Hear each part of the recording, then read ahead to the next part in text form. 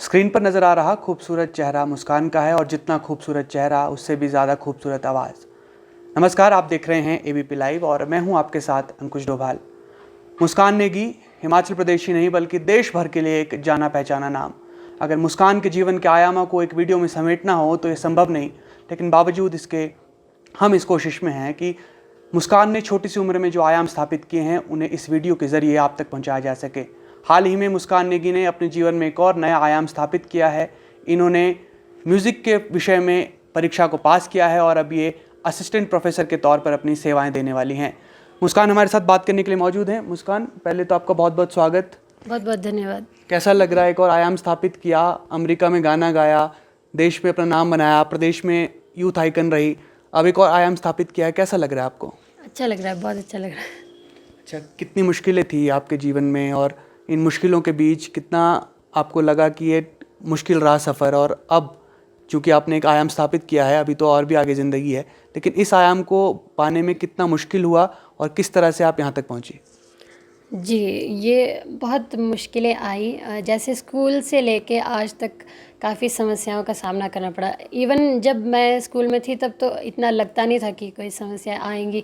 हम शुरू से ही ब्रेल में हमने स्टडी की, लेकिन जब आगे बढ़ते गए तो उसके बाद हमें एग्ज़ाम्स राइटर के थ्रू देने होते थे, तो राइटर्स को अरेंज करना, उसके बाद और अब छोटी क्लासेस के नोट्स तो हम ब्रेल में बना लेते हैं, लेकिन उसके बाद बड़ी क्लासेस में अगर हम ब्रेल में नोट्स या बुक्स लेने लगे तो वो बहुत ही ज़्यादा हैवी हो जाती है, बहुत मोटी मोटी हो जाती है बुक्स वो। तो कहीं ना कहीं फिर हमें ऑडियो बुक्स की ज़रूरत होती है आगे जाके। तो फिर ऑडियो बुक्स भी उस वक्त इतनी आसानी से अवेलेबल नहीं हो पाती थी। अब तो फिर भी फैसिलिटीज़ हैं, जैसे कि एचपी यूनिवर्सिटी में भी है, सुगम में लाइब्रेरी है, एक्सेसिबल लाइब्रेरी, वहाँ पे भी हम स्टडी करते हैं। लेकिन उस वक्त ऑडियो बुक्स मिल नहीं पाती थी इतनी आसानी से, तो कुछ ऑडियो बुक्स और ब्रेल बुक्स को मिल के कुछ कुछ ढूंढ के वहाँ से हमें सिलेबस कंप्लीट करना है, पढ़ना है, ये सब। और हमारे फ्रेंड्स, मैं कहूँ तो स्कूल से लेके आज तक हमारे फ्रेंड्स जो हैं उन्होंने भी काफ़ी हेल्प की है, और फैमिली ने भी काफ़ी हेल्प की है। तो स्टडी मटेरियल की भी समस्या रहती थी, तो मेन तो यही है। बाकी और छोटी छोटी समस्याएं और थी, इधर उधर आना जाना, कॉलेज स्कूल, ये सब चलता रहा। और कुछ भी होंगे वो मुझे याद भी नहीं है अब तो।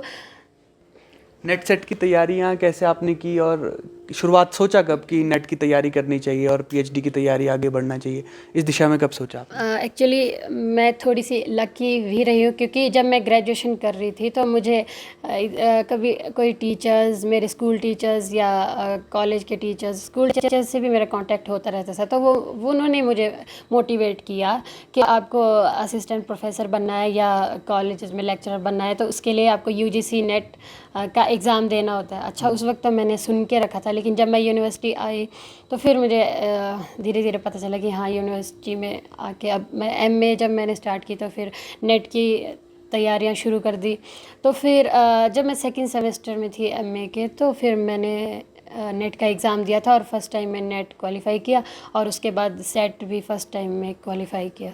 अच्छा, ये बताइए, जब 2017 में आपको चुनाव आयोग ने अपना एम्बेसडर बनाया था तो आपको कैसा लगा था? और क्योंकि लोगों के तो पूरा जीवन बीत जाता है एम्बेसडर बनने में, आपको छोटी सी उम्र में मौका मिला था, तो जब पता चला कि मैं एम्बेसडर हूँ अब चुनाव आयोग की, तो फिर पहला जहन में क्या ख्याल आया था? ऐसे अच्छा तो लगा, बहुत अच्छा लगा कि हाँ, मुझे चुनाव आयोग ने यूथ आइकन बनाया है, लोगों को मोटिवेट करना है। लेकिन हाँ, कहीं ना कहीं ये भी लगा कि मेरे ऊपर जिम्मेवारी है एक तरह से कि लोगों को मोटिवेट करना है ज़्यादा से ज़्यादा कि वोट करने में। हाँ, और एक बात है कि मैंने लोगों को मोटिवेट किया शपथ दिलाकर या गाने के थ्रू या कैसे भी, लेकिन उसके बाद थोड़ी तो वृद्धि हुई मतदान में, तो ये सब था। अच्छा, दिव्यांगों के लिए एक्सेसिबिलिटी कैसे देखती हैं आप? चुनाव में अब वोट करने आप भी जाती होंगी, कितना एक्सेसिबल हुआ है, कितना बदलाव नज़र आ रहा है अब? थोड़े बदलाव तो हैं, लेकिन अभी भी कमी है। एक्चुअली 2017 और 19 में जब मैंने वोट दिया था तो 17 में तो काफ़ी अच्छा था, मुझे ब्रेल पेपर दिया गया पढ़ने को और उसके थ्रू मैंने खुद वहाँ जाके वोट किया। लेकिन हाँ, 19 में ऐसा कुछ नहीं था। 19 में जब मैं वोट देने गई तो मुझे ज़्यादा कोऑपरेट नहीं किया गया, ना मुझे पढ़ने को दिया गया, ना एक फॉर्म होता है हमें वो भी नहीं दिया गया भरने को। तो फिर वोट देने जब मैं गई तो मुझे क्योंकि मेरे साथ कोई थे, पता नहीं मेरे चाचू थे कौन थे, उन्होंने बताया कि ये है, इस नंबर पे इनका वो चिन्ह है। तो फिर मैंने उसके हिसाब से वोट तो दे दिया, लेकिन वही सेटिस्फेक्शन नहीं हुई ना। और 2022 में भी मैंने वोट किया था, उसमें तो मुझे बिल्कुल सेटिस्फेक्शन नहीं हुई, क्योंकि उसमें ये सरकार ने ये पहल की थी कि भाई जितने भी डिसेबल लोग जितने भी हैं और बुज़ुर्ग लोग, उनके घर घर जाके वोट कर रहे थे वहाँ पे। उसमें क्या था कि बैलेट पेपर में स्टैंप लगानी थी। तो ये तो चलो ठीक है, अब मेरे साथ कोई मेरा विश्वसनीय है, कोई मेरे फैमिली मेम्बर ही है, तो मुझे पता है कि ये लोग सही जगह पे स्टैंप लगा सकते हैं। लेकिन कोई और है, उनके फैमिली मेम्बर नहीं है, कोई फ्रेंड है या कोई और ही लोग हैं उनके साथ, तो वो ये ज़रूरी नहीं है कि वो उनकी कही गई जगह पे वो स्टैंप लगाएंगे। और ये घर घर जाना तो चलो ठीक था, लेकिन अगर ये होता कि ईवीएम मशीन या कुछ और इंतज़ाम कुछ होता तो ये ठीक था मेरे हिसाब से तो। अच्छा, और 18 साल की जब आप हुई थी आपने रक्तदान भी किया था, उसके बारे में बताओ हमें। जी, मैंने रक्तदान जो किया वो मैंने पिछले साल मतलब 2022 में सितंबर में किया था रक्तदान। और उसके बाद मैंने दूसरी बार दोबारा से भी किया था, अभी पता नहीं मई में किया था कि कब किया था। कितने रक्तदान हो गए अभी तक आपके? 2 ही हुए अभी मेरे। अच्छा, 2 हो गए।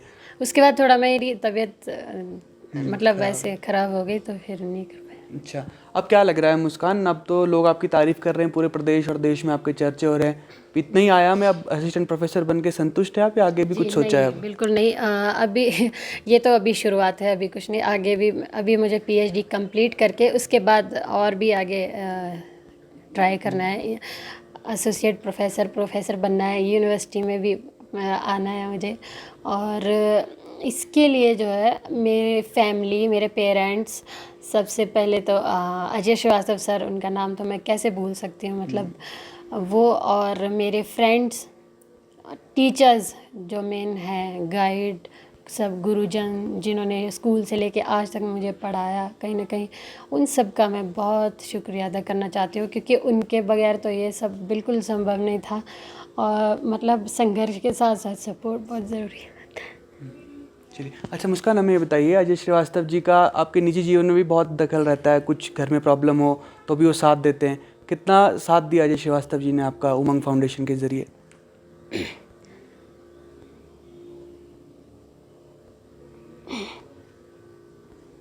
अजय सर के बारे में आप बताना चाहेंगी किस तरह से उन्होंने साथ दिया आपका? जी,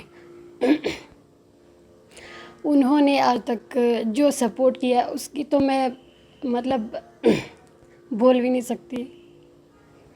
चलिए मुस्कान, ये तो आपकी खुशी के क्षण है। आप ये बताइए, अब आपने राजनीति में आने का सोचा है भविष्य में? आपका ये चुनाव में रहता है।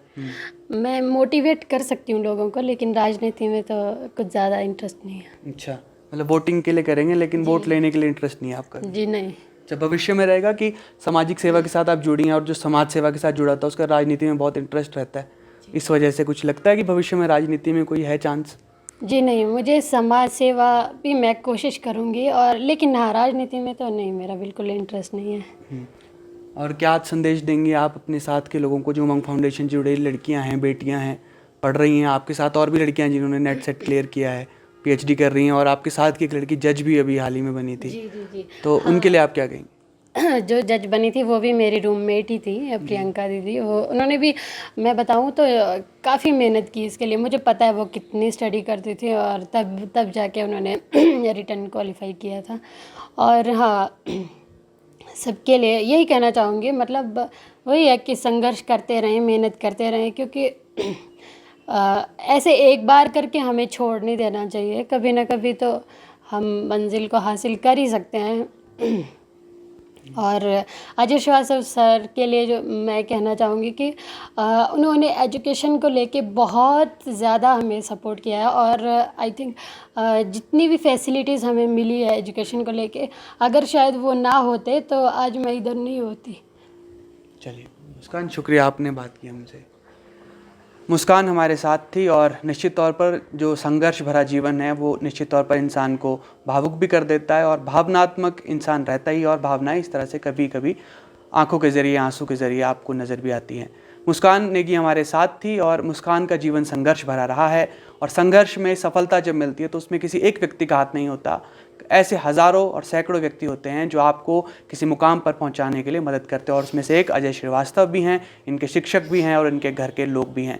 मुस्कान नेगी न केवल दृष्टिबाधित महिलाओं और बेटियों के लिए जो है वो प्रेरणा स्रोत हैं, बल्कि जो सामान्य हैं, जो रोज़ाना अपने घर परिवार के साथ आते जाते हैं और सामान्य जीवन बिताते हैं, उनके लिए भी एक प्रेरणा स्रोत हैं। फिलहाल के लिए इतना ही। आप जुड़े रहिए एबीपी लाइव के साथ।